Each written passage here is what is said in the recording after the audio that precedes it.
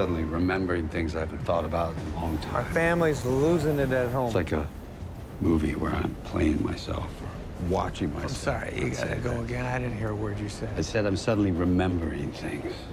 What is that? Memory? Well, yes. Maybe your memory's trying to tell you something about your present. Like what? I don't know, I'm tired. Hi, I'm Debra Birnbaum with Gold Derby. Good to see you both. Lovely to see you. So congratulations on the film. Thank you. Noah, what made Emily the right writing partner for this one?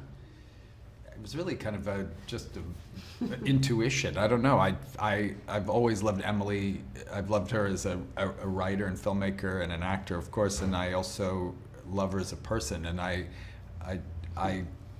had a lot of kind of loose information things that I was thinking about that felt like they could be this movie, but I didn't yet know what this movie was. And it was really when I started to talk to Emily about it that, Emily is brilliant, and I felt like, it was sort of whatever happens when you're collaborating with somebody well, this sort of other energy that appears in the room that is really what turned into the script. And Emily, what was your reaction when Noah approached you with the idea? I mean, sort of disbelief initially. I think it began by him saying, I've got this idea for a movie, and sort of telling me in a very sort of broad way what it might be about. And I was like, I would definitely watch that film. That really sounds like something I would like to see. And then he was like, well, why don't you write it with me?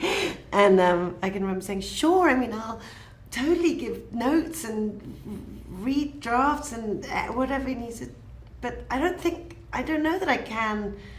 Do you really think I can write it with you? And he was like, I think yes. I'm still convincing Emily. He's still convincing me that I can write the film with him. No, but it was an incredible moment, not least because I knew immediately that it was a film I wanted to see, but also because I just am a huge fan of his movies and have loved them all and sort of grown up with them somehow. I mean, my whole adult life have been watching his films and swooning at them, and the way that he sees the world and humanity and family and love and all that stuff is exactly my cup of tea. So yeah, it was beyond thrilling. What was your writing process like? How did you collaborate together? Kind of just like this. I mean, we would meet every day, and sometimes if we were in different places, we would do it on the phone or something. But we would just talk, and then once we had material, we'd read it aloud to each other, and just keep attacking and reattacking it, and then sometimes we'd take things home. I'd say, why don't you try that scene, or you seem to have a good feeling for what that scene could be. Why don't you try it, and I'll try this, and we'd bring it in, and we would, it's, in the beginning it sort of feels like a lot of pages that feel like they're all over the floor of a room, and then after a while things start to, think actually we kind of have a script maybe. Yeah, there was a lot of chatting, and that was really fun. Like the chats were always sometimes brain aching, trying to kind of make this complicated story simple, and but it was always such a laugh, and just trying to sort of make each other laugh was part of it. But Noah really taught me about the kind of importance of consistency, of just like the rigor of just sitting down every day and talking, even if you think you don't have any ideas, or this isn't the day for it, just doing it. And something always comes, from a conversation, and that was something I really will take with me from the whole experience. Of just like forcing yourself to do it. Were there any scenes that were particularly challenging to crack? Several. Well, even just the sort of shape of the whole thing, because it was one of, I've written some things where I kind of have, in advance, I sort of know where it needs to end up. We had the last line of the movie. I'd had the last line of the movie for several years and been almost looking to reverse engineer an entire movie from that. But we didn't know where it was going to be, how it was going to be delivered, what was going to be.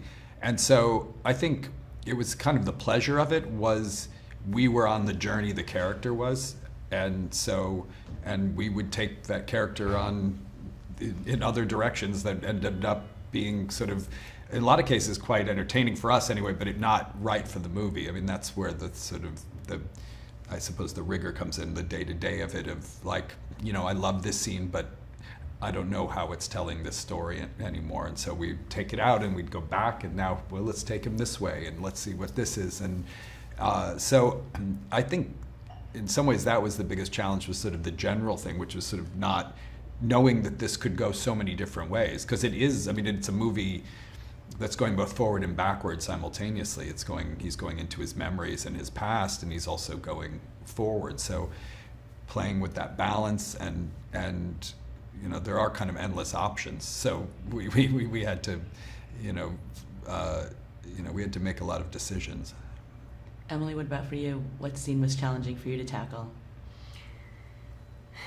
Well, I think one of the scenes that was kind of the in some ways came the easiest, and at the same time we put the most sort of time into, because it was the kind of the inciting incident of the whole film, was the scene with Timothy, and that I think we made a breakthrough when we discovered the reading out of the menu at Shay J's. There was a sort of like, that suddenly became the kind of fulcrum of the scene. But we knew it was an incredibly important scene, because it was going to be the trajectory. It was going to be from where it all begun, and so that was the one that we kept returning to. Yeah, that's right. But yeah, they were all in their various ways complicated, because it was this kind of push and pull of a man kind of escaping his present and being chased by his past, and